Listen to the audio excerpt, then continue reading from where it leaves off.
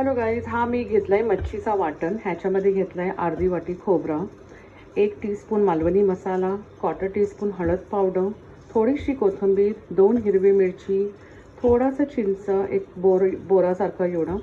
आणि ह्याच्यामध्ये थोडासा घेतलाय मी जिरं, म्हणजे एकदम 1/4 टीस्पून जिरं. 1/4 टीस्पून मी ह्याच्यात घेतलाय बडीशेप मी मच्छीमध्ये टाकतेच, कारण त्याच्याने टेस्ट खूप छान येते. आणि थोडा 1-2 दाणे म्हणजे मेथी दाणे घेतलेत. ओके. आणि थोडेसे सुके दाणे, ते पण 1/2 टीस्पून. आणि हळद पावडर, हे सर्व ॲड करून आता मी ग्राइंड करत आहे. लसूण जास्त घ्या ह्याच्यामध्ये. ओके. लसूण जास्त लागेल आपल्याला. कमीत कमी जर जाड लसूण असेल तर 10-12 पाकळ्या घ्या तुम्ही.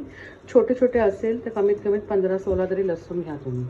हे पहा, तुम्ही लसणाची साईज बघू शकता, म्हणजे लसूण किती मोठे मोठे आहे.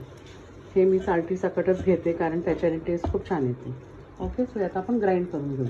चिंच ॲड करा, कोकमसुद्धा ॲड करा.